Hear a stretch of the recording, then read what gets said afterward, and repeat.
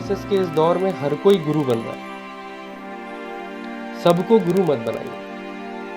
मैं इन दो पंक्तियों के साथ अपनी वाणी को विराम दूंगा। एक गुरु से ज्ञान मिले, दो से मिले केवल वाणी। एक गुरु से ज्ञान मिले, दो से मिले केवल वाणी। सबको गुरु अगर बना बैठोगे तो विद्या नहीं।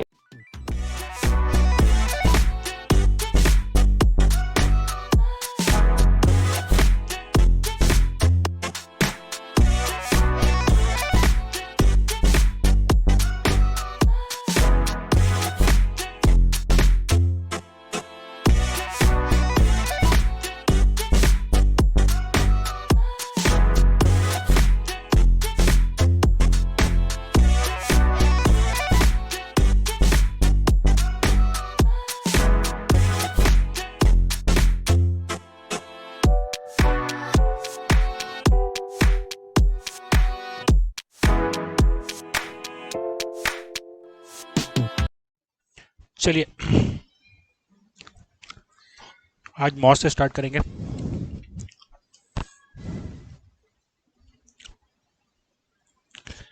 Method of super position. चलिए मान लो एक सिंपल सा एग्जांपल मैं लेता हूं।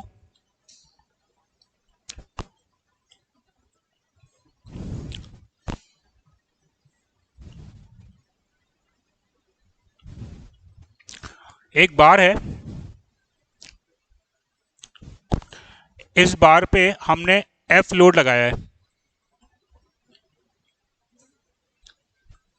इस बार का लेंथ L है, right. Cross sectional area A है, यंग्स मॉडुलस E है। हमको इसका चेंज इन लेंथ निकालना है। कितना होगा? हाँ, हमेशा एजम्पशन बाय डिफॉल्ट हम लेके चलते हैं कि लोड इज क्या?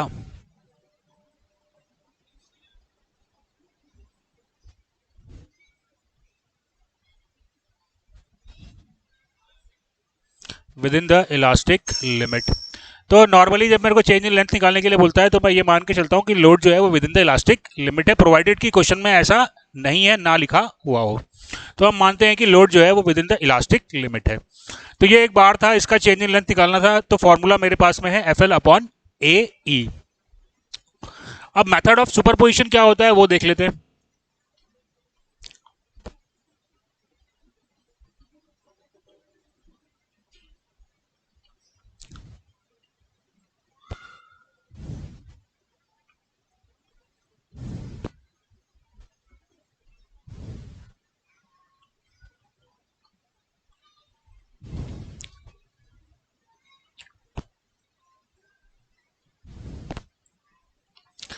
चलिए now let's understand what is the method of superposition.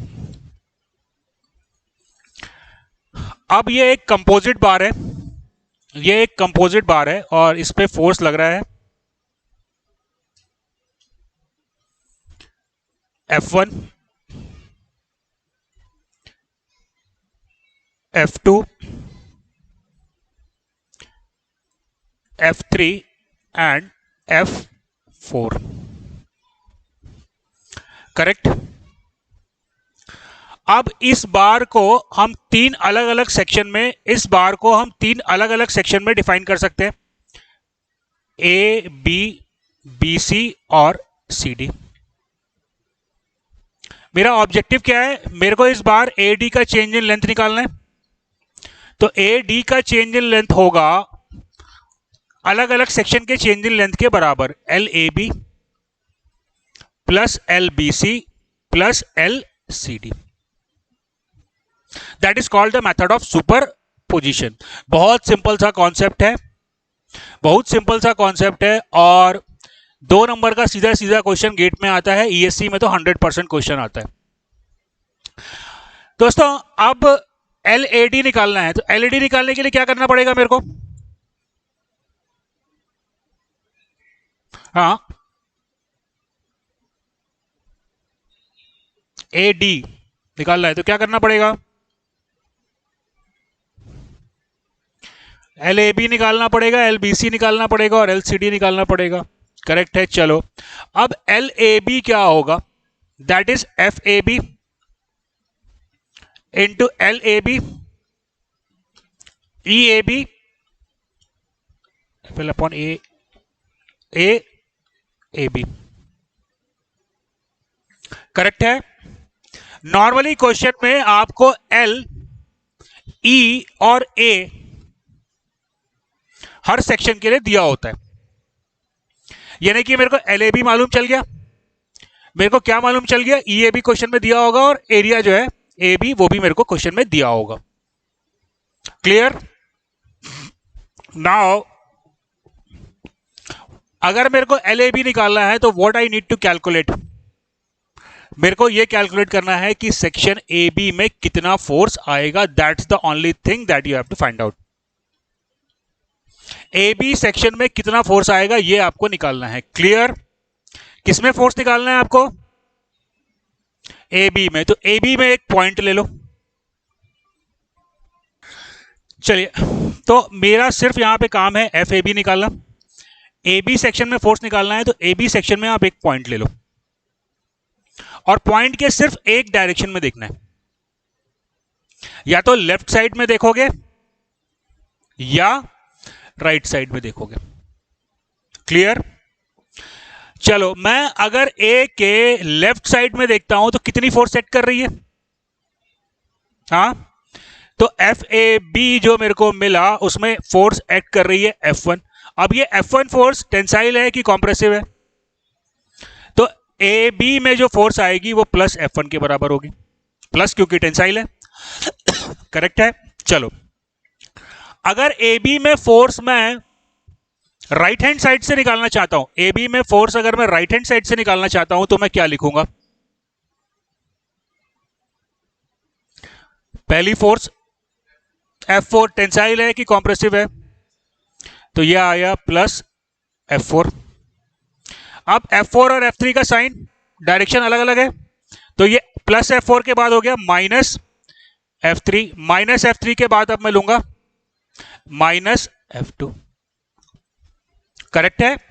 तो force in A be either मैं उसको प्लस F1 लिख सकता हूं या मैं लिख सकता हूं plus F4 minus F3 minus F2। चलो अब मेरे को एल बी सी निकालना है तो वहां पे एफ बी सी कैलकुलेट करना पड़ेगा। Right? What will be the formula to calculate F B C? क्या वैल्यू आएगी फ्रॉम लेफ्ट हैंड साइड?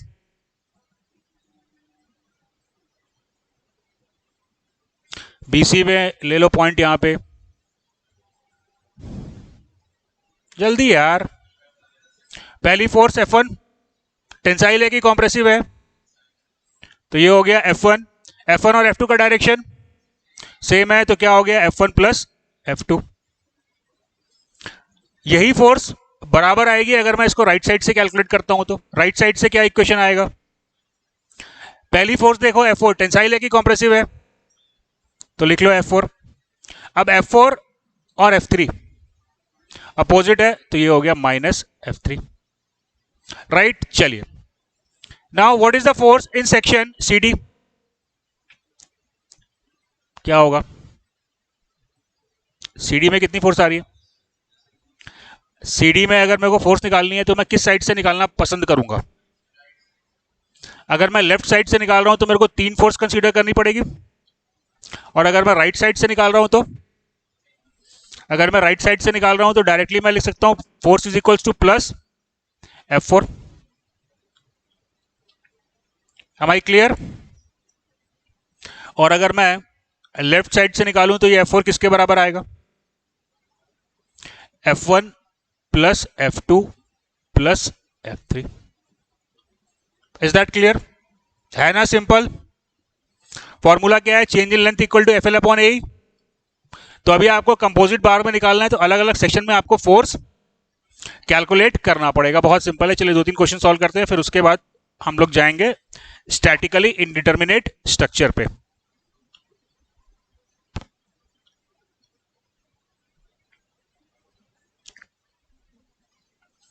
एक आध सिंपल सिंपल क्वेश्चन हम पहले सॉल्व कर लेते हैं, फिर स्टैटिकली इंडिटरमिनेट पे जाएंगे।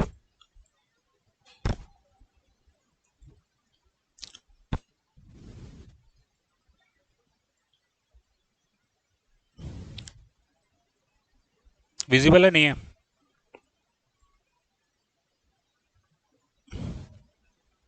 राइट, यहां पे आपको ई दिया हुआ है,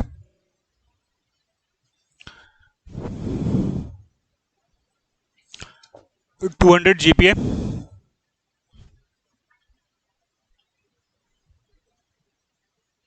अच्छा, लेंथ नहीं दिया है ना इसमें?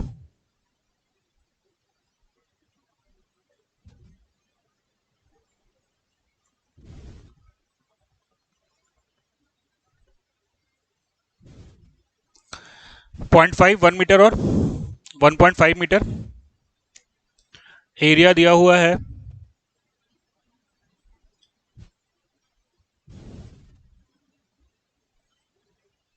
Area 500 mm² determine change in length of the bar, determine change in length of the bar.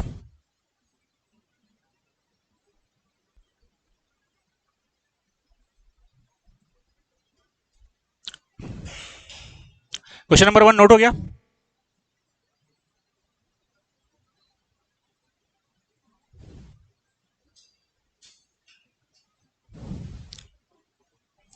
E is equals to 210 GPa.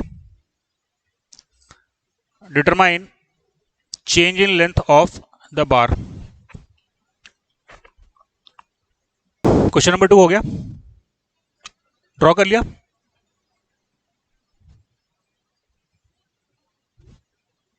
Change कर दूं ये slide?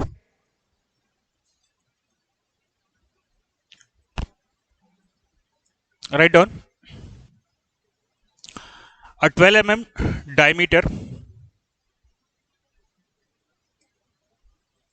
steel bar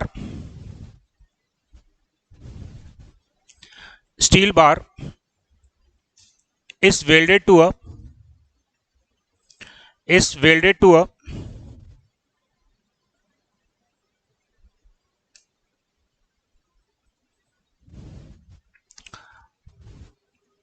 is welded to a rigid plate is welded to a rigid plate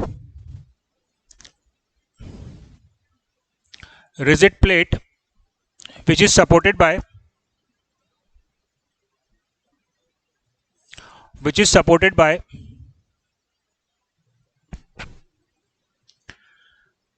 a brass pipe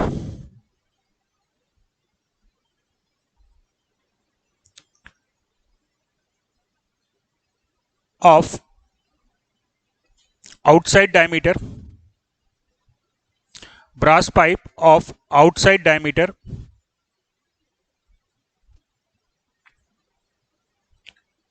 30 mm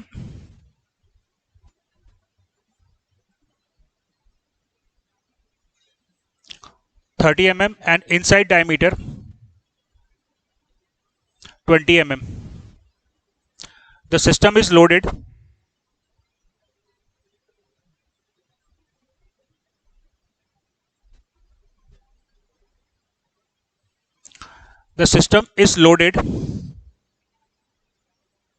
as shown in the figure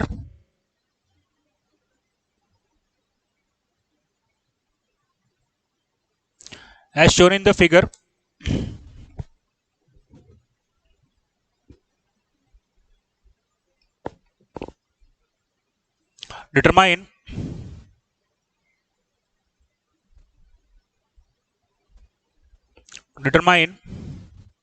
the displacement of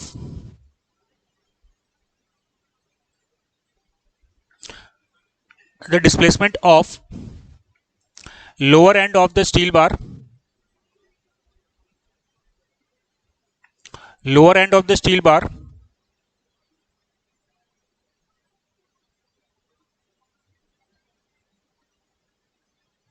and the stress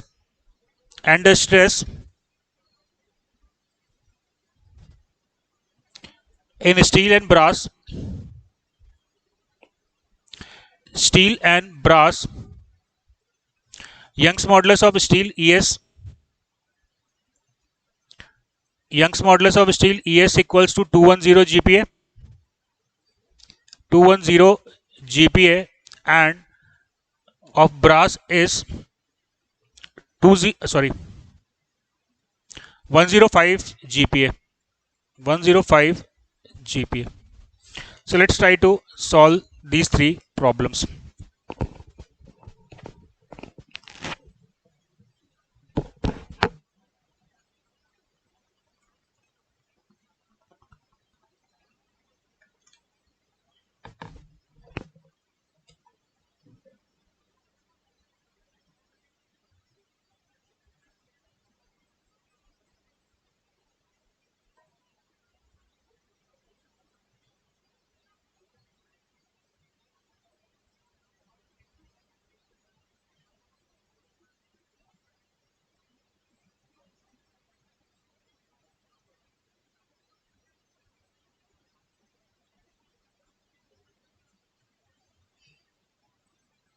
Elongation.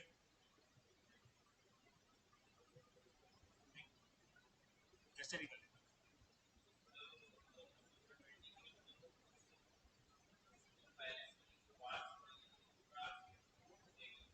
Brass का बार नहीं है बल्कि pipe है ना, pipe है।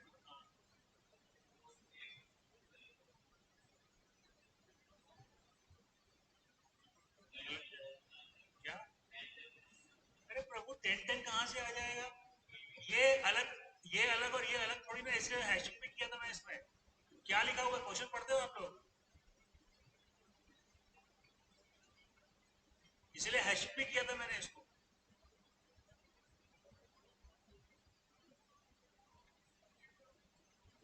ये एक बार है और ये एक ट्यूब है। ब्रास का बार नहीं है, बार स्टील का है।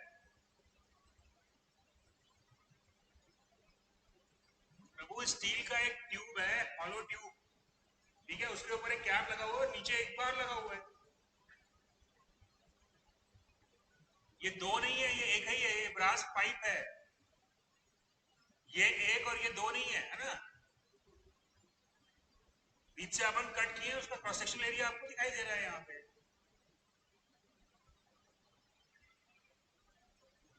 और वैसे भी 10-10 किलोमीटर आ जाएगा, वो भी गलत कर रहे हो आप। चलो, किसी का बना रहे हो कि ऐसे बैठे हुए? बताओ, स्ट्रेस छोड़ दो। इलॉन्गेशन कितना आ रहा है वो बताओ। इलॉन्गेशन आ गया तो बाकी सब बन जाएगा। हाँ, 0.29 एक ये स्टील का। मेरे को इसका इलॉन्गेशन चाहिए, इसका डिस्प्लेसमेंट चाहिए मेरे को। ये पॉइंट ए का डिस्प्लेसमेंट कितना आ रहा है? पॉइंट ए का डिस्प्लेसमेंट कितना आ रहा है?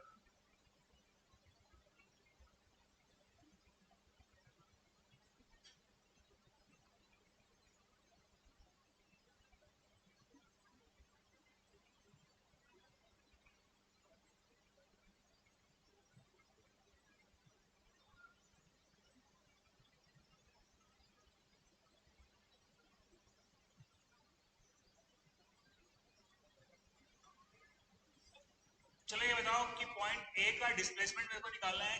कैसे निकालेंगे पॉइंट ए का displacement? Displacement of point A आपको कैलकुलेट करना है, कैसे निकलेगा?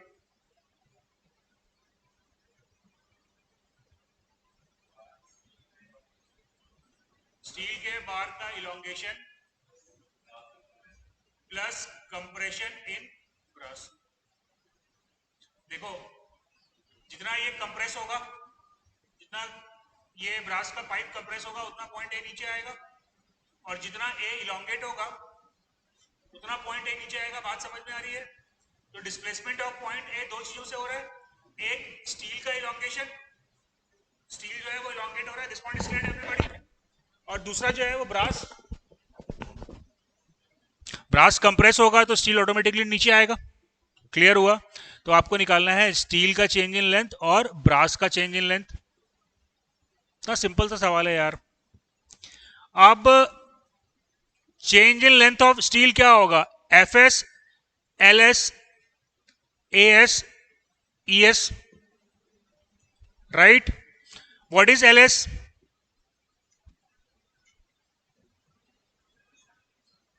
LS equal to 700 mm. AS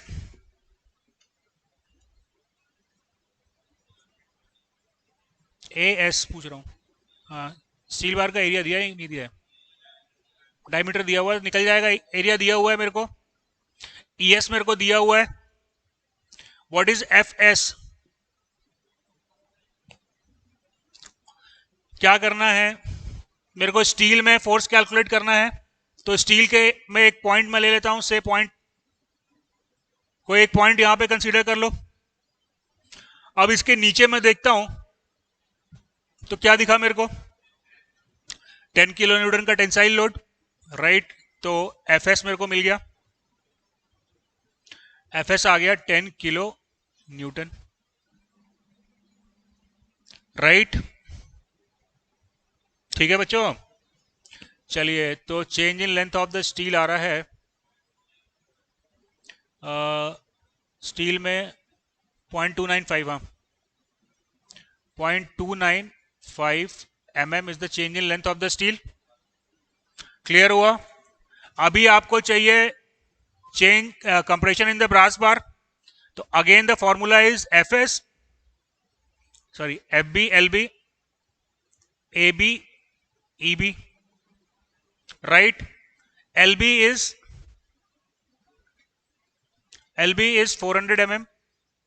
EB question में दिया हुआ है 105 GPa. AB पाई बाई 4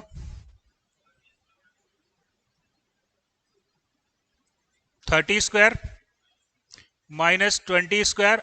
आखिरी बच गया FB. What is FB?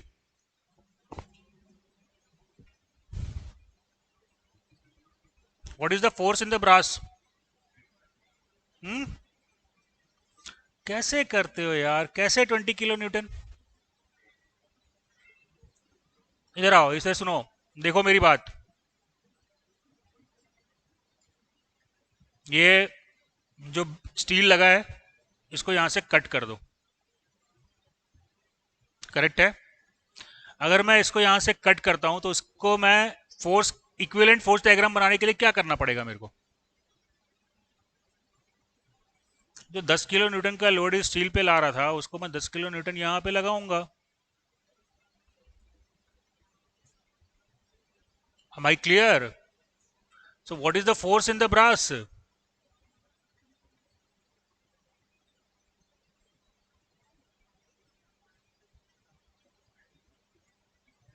ये 20 डाउनवर्ड लग रहा था और 10 भी डाउनवर्ड लग रहा है कि नहीं? तो कितना आ गया यहाँ पे? The force in the brass is 30 kilo newton. Is it clear? चलिए, तो change in length of brass आ रहा है, हाँ 0.291, करेक्ट, 0.291. तो change in length of, sorry, displacement of A is equals to 0.291 plus कितना आया था? 0.294. So that is equals to 0.586 millimetre. बन गया ये सवाल? कोई दिक्कत, कोई समस्या, कोई परेशानी? Is that clear to everybody? चलिए,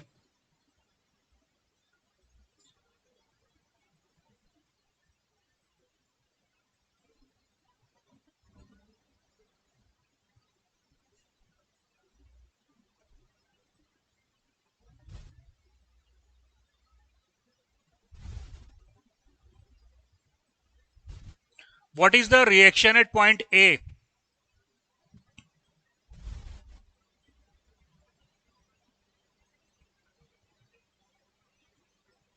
ना टाइम क्यों लगा रहे हो यार? क्या होगा? फोर्स भैया इक्विलिब्रियम में है तो force in the X direction equal to 0. तो F minus R A equal to 0. तो ये मेरे को कितना मिल गया? R A, sorry R A जो है वो F के बराबर होगा. बात समझ में आई यहाँ पे? कैसे निकाला आपने F R A equal to F? कैसे निकाला आपने R A equal to F? आपने किया force in the X direction equal to 0। Clear?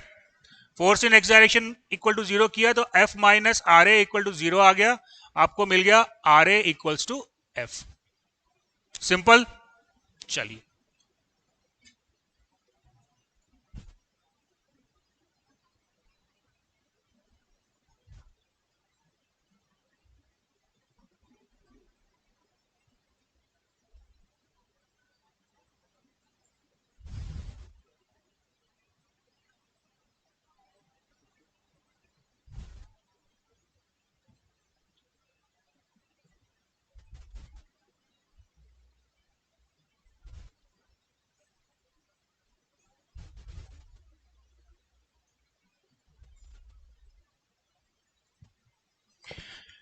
What is R A and R B?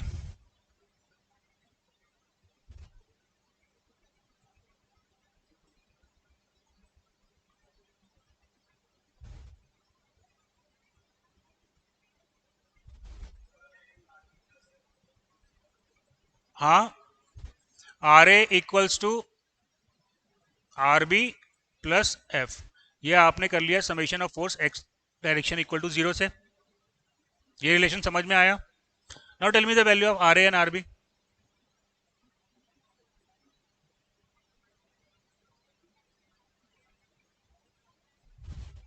You can not.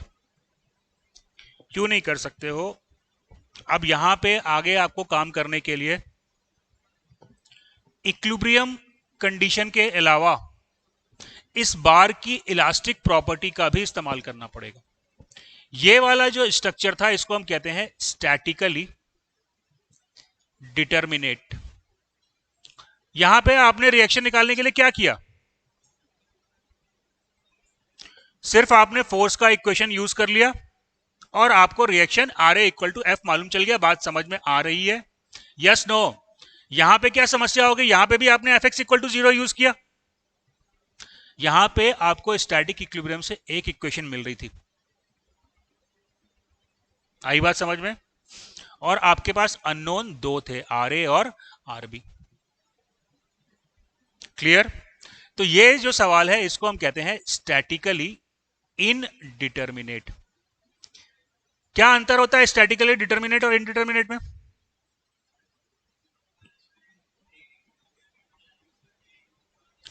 Statically determinate क्या होता है? Static equilibrium determinate वो होता है जिसमें आप सिर्फ फोर्स और मूवमेंट को बैलेंस करके इक्विलिब्रियम इक्वेशंस को कंसीडर करके आप क्वेश्चन को सॉल्व कर सकते हो। उसको हम कहते हैं स्टैटिकली डिटर्मिनेट। राइट? आ रही बात समझ में? लेकिन जब आपके पास जब number of unknown static equilibrium की इक्वेशन से ज्यादा हो जाए तो उसे हम कहते हैं statically indeterminate. So this problem is statically indeterminate. Clear हुआ ये बात? चलिए,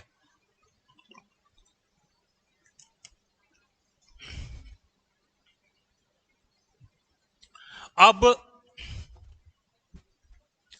इस प्रॉब्लम को मेरे को सॉल्व करना है जो कि स्टैटिकली इनडिटर्मिनेट है। तो स्टैटिकली इनडिटर्मिनेट प्रॉब्लम को सॉल्व करने के लिए मटेरियल की इलास्टिक प्रॉपर्टी का हमको इस्तेमाल करना पड़ेगा। क्या अंतर होता है इंजीनियरिंग मैकेनिक्स और मैकेनिक्स ऑफ सॉलिड में?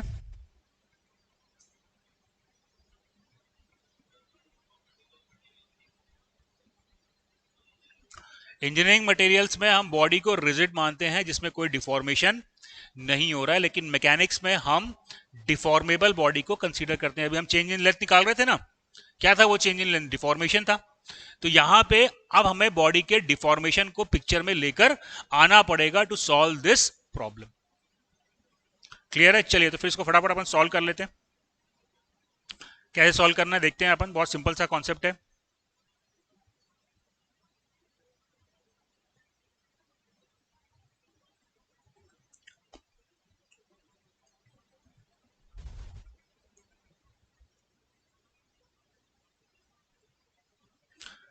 दोस्तों यहां पे अब चले, एक एक वर्ड जो मैं बोल रहा हूं बहुत इंपॉर्टेंट है, ध्यान से सुनिएगा। एक बार समझ में आ गया तो रात को 3 बजे भी उठ के क्वेश्चन बन जाएगा। क्या क्या गलतियां करते हैं वो मैं आपको बता देता हूं। आपके पास दो अननोन थे, आर ए और आर बी। जो अननोन होता है उसका मैग्नीट्यूड भी मुझे नहीं पता और उसकी डायरेक्शन भी मुझे नहीं पता, राइट।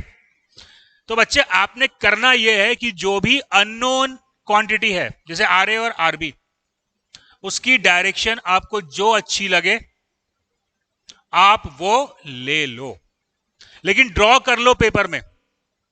बिना ड्रॉ किए सवाल सॉल्व करोगे तो 100% सवाल गलत होगा। अब मेरे को नहीं पता कि आर ए इस डायरेक्शन में लग रहा है कि इसके अपोजिट डायरेक्शन में लग रहा है, बाद में मेरे को मालूम है कि आर ए जो मैंने लिया है उसका अपोजिट डायरेक्शन है। मेरे को नहीं पता, मैं दिमाग लगाना भी नहीं चाहता, मैंने आर ए और आरबी का डायरेक्शन अज्यूम कर लिया। क्लियर? कहीं पे सोचने का जरूरत नहीं है आर ए और आरबी के डायरेक्शन के लिए। क्यों नहीं सोचना मेरे को आर ए और आरबी की डायरेक्शन के बारे में? क्योंकि वो अननोन है। अननोन है तो मेरे को क्या मालूम कि क्या डायरेक्शन होगी। क्लियर? तो जो आपको अच्छा लगे वो डायरेक्शन आप अज्यूम कर लो, कहीं समस्या का विषय नहीं है। लेकिन डायरेक्शन अज्यूम करो क्वेश्चन को सॉल्व करने से पहले। जो भी अज्यूम करना है वो करो, क्योंकि अज्यूम नहीं करोगे, खाली फॉर्मूला लिखोगे तो 100% आप सवाल गलत करोगे। अब ये डायरेक्शन मैंने अज्यूम कर ली। क्लियर? चलिए जी, अब इस क्वेश्चन को सॉल्व करना है तो पहला मैं summation of F X equal to 0 कर देता हूं। उससे मेरे को इक्वेशन मिल जाती है R A minus F minus R B equal to 0। Clear? तो I got R A is equals to F plus R B. एक इक्वेशन मेरे को यहां से मिल गई। अब दूसरी इक्वेशन के लिए मेरे को अब इसके इलास्टिक प्रॉपर्टी को इस्तेमाल करना पड़ेगा। What is the change in length of bar A B? 0। यहां पे एक पॉइंट ले लेता हूं सी। तो L A B equals to क्या होगा? L A C plus L C B. Correct है? चलिए इसको अपन ले लेते हैं से 1 और इसको हम लेंथ को ले लेते हैं हम 4।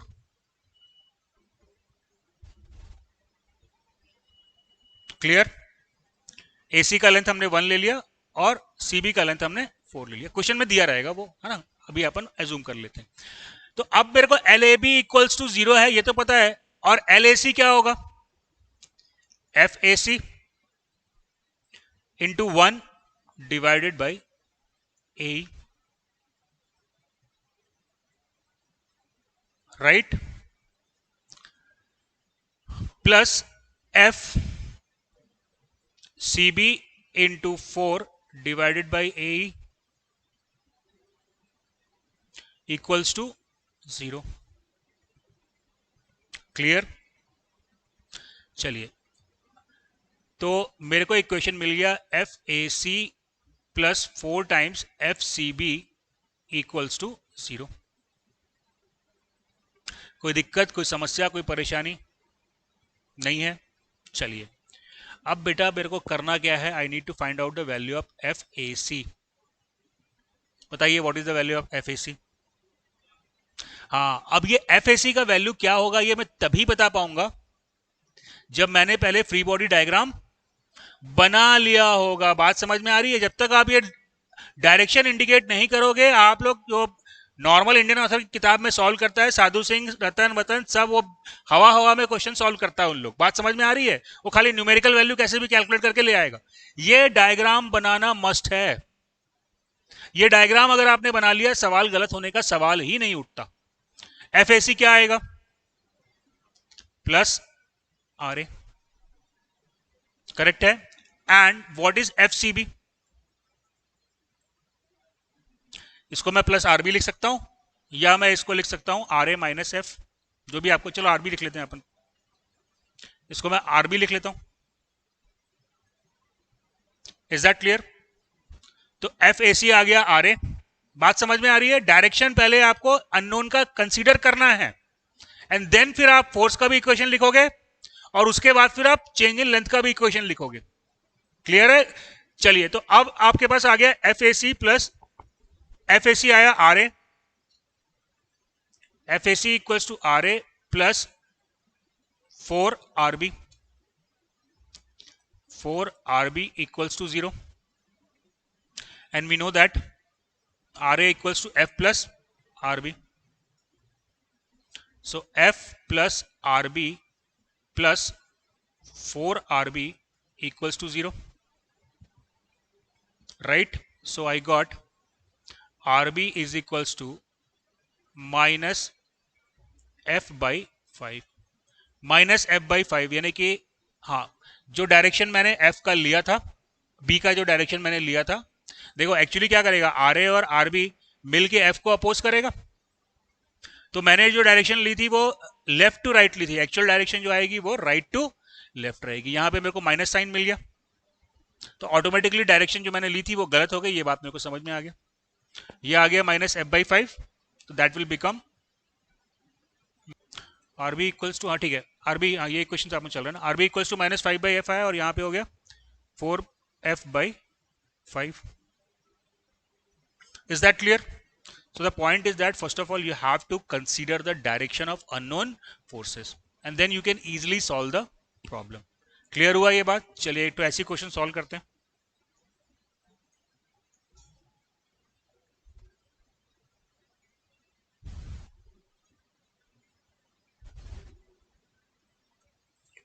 EA equals to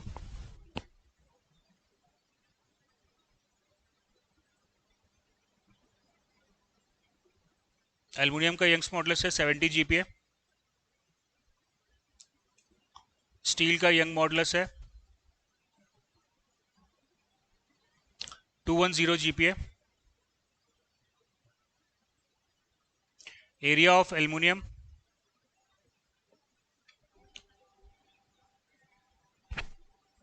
अच्छा डिस्टेंस नहीं दिख रहा है,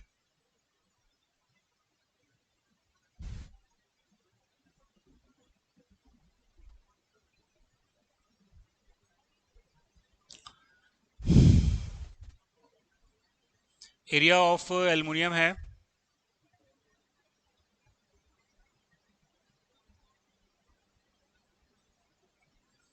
2500 mm², 2500 mm², area of steel 1250 mm²। Determine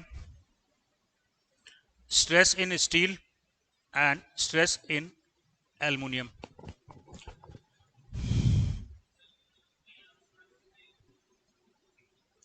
70 GPa aluminium का है और 210 GPa स्टील का है।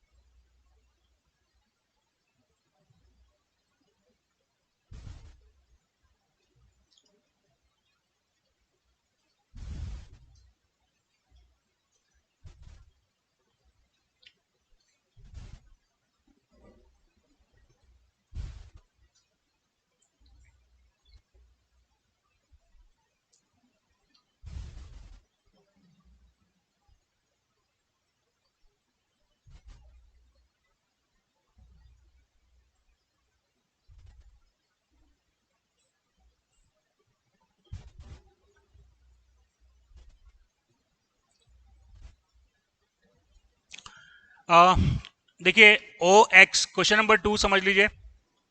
ओ एक्स एक रिजिड बार है। रिजिड बार है बोले तो किसी प्रकार का डिफॉर्मेशन नहीं होगा, लेकिन ए बी जो है वो इलास्टिक बार है। इलास्टिक बार में डिफॉर्मेशन हो सकता है। तो क्वेश्चन नंबर 2 में आपको फोर्स निकालना है ए बी में। कितना फोर्स आएगा ए बी में, that you need to calculate. Is that clear? और क्वेश्चन नंबर 3 में भी ओ एक्स जो है वो रिजिड बार है, लेकिन ए बी और सी डी इलास्टिक बार है। Here you have to calculate the force in AB and force in CD.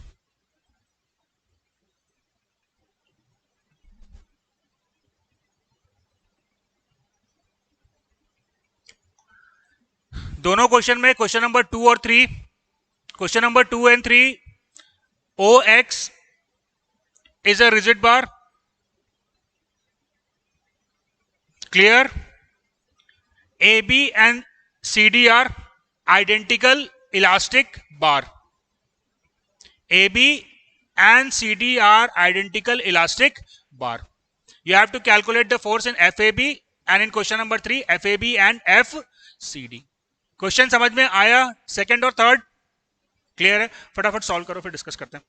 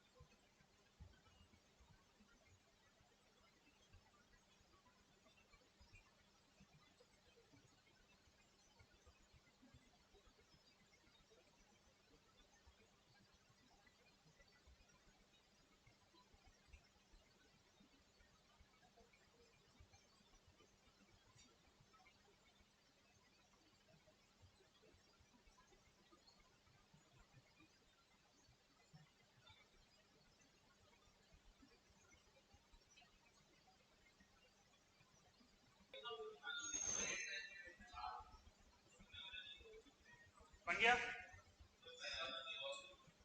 First बन गया, सेकंड नहीं बना?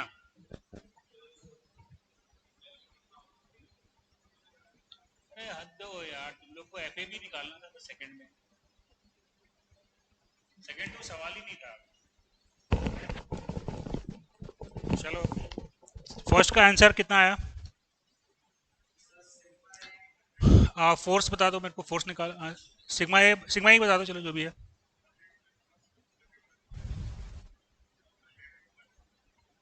स्टील में है, ठीक है। 102.5 स्टील में है और 68.5 एल्युमिनियम में। सबका बन गया ये? कोई दिक्कत, कोई परेशानी? यार मेरे भाई, क्वेश्चन नंबर 1 में एफएबी आपको निकालना है, इसमें कुछ करना ही नहीं था मेरे को। कुछ भी नहीं करना था इसमें, ये तो सवाल था ही नहीं बेसिकली। क्वेश्चन तो क्वेश्चन नंबर 3 था।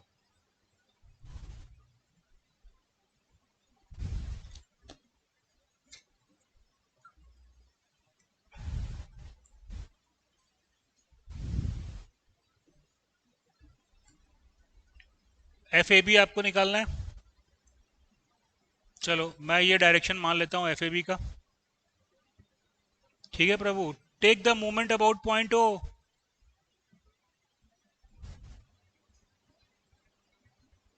क्या मिला? अरे फ्लेक्सिबल है कि रेक्सिबल है, क्या करना है मेरे को? मैं ये क्वेश्चन मेरे को मिल रही है कि नहीं? F A B into A equals to F into L. हाँ, हो गया सवाल सॉल्व। ये सवाल ही नहीं था यार, F A B is equals to F L by A. कोई दिक्कत, कोई समस्या, कोई परेशानी? भैया ये था statically determinate. This was statically determinate structure. तो डायरेक्टली मूवमेंट इक्विलिब्रियम इक्वेशन का मैंने इस्तेमाल किया, क्वेश्चन हो गया सॉल्व। तो इसमें कोई दम नहीं था इस सवाल में। आ रही है बात समझ में? क्लियर हुआ ये? चलिए सेकंड क्वेश्चन है, वो थोड़ा उसमें अपने को कॉन्सेप्ट अप्लाई करना पड़ेगा।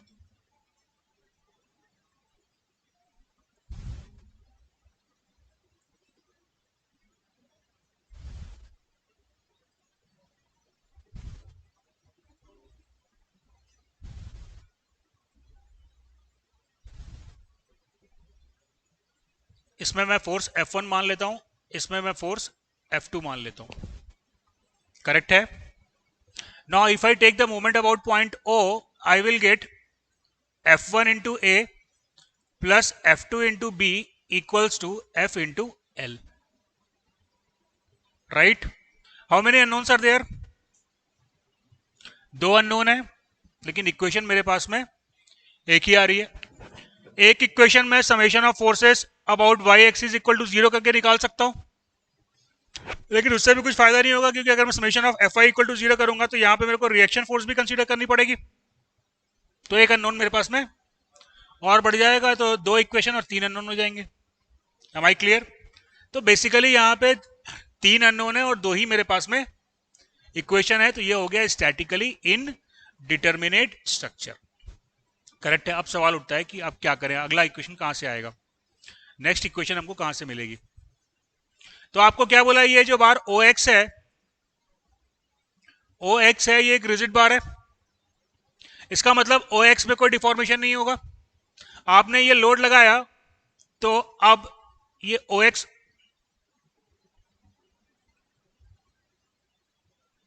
इस पोजीशन में आ जाएगा, ये पोजीशन होगी OX की। करेक्ट है? इसमें डिफॉर्मेशन हुआ L1 और इसमें डिफॉर्मेशन हुआ L2। Correct? Can I find out the relation between L1 and L2? हाँ, ये डिस्टेंस पहली वाली A थी, दूसरी वाली B है ना, ये A दिया था ना, ये A था और ये डिस्टेंस जो है वो B है। तो सिमिलर ट्रायंगल से मैं निकाल सकता हूं L1 by A equals to L2 by B। ये A है, तो L1 by A equals to L2 by B। Am I clear? तो मेरे को क्या मिल गया, L2 by L1, L2 by L1 is equals to क्या मिला, B by A। L2 by L1 equal to B by A। Clear हुआ ये? Now what is L1? F1 L upon A।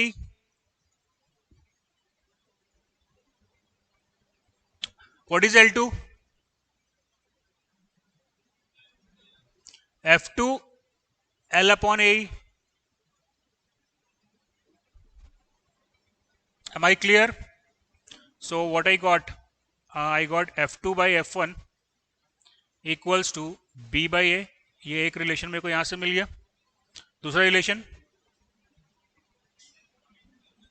हाँ, दूसरा इक्वेशन में मूवमेंट ले लेता हूं O के about, taking movement about point O, that gives me F1A1, sorry, F1A plus F2B equals to FL,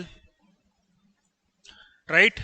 And I know that F2 is equals to B by A F1. Am I clear?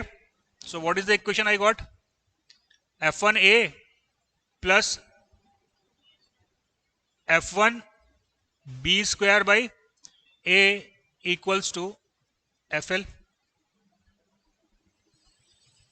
right? So what I got, F1 A square plus B square divided by A equals to FL. कोई दिक्कत, कोई समस्या, कोई परेशानी? Am I clear? So what is F1? FL A upon A square plus B square, and I got the value of F2 is equals to FLB upon A square plus B square. Is that clear? अच्छा, दोनों value positive आई है, इसका मतलब जो मैंने direction लिया था वो डायरेक्शन मेरा सही था। Is that clear? तो अभी जो डिस्कस किया है वो क्लियर है? कोई दिक्कत, कोई समस्या, कोई परेशानी? पहले एक चीज मान लो, बहुत आसान है, सवाल को देखो, समझो और सॉल्व करो। मॉस बहुत ही आसान सब्जेक्ट है। अभी जो डिस्कस किया है वो समझ में आया है? कोई दिक्कत, कोई समस्या, कोई परेशानी? किताब का आप लोग को मिला नहीं है ना मेरे ख्याल से? अभी पीडीएफ नहीं मिला ना आप लोग को? ठीक है, मैं 2 किताब का पीडीएफ अभी आज को भिजवा देता हूँ। उसको सॉल्व करिए, लेकिन प्रैक्टिस करिए। देखो, पूरी कहानी जो है वो प्रैक्टिस की है। जितना प्रैक्टिस आप करेंगे उतना आपका कॉन्फिडेंस बिल्ड होगा। क्लियर है? चलिए ठीक है, मैं आपको स्कैन करवा के कॉपी भेज देता हूँ और कल क्लास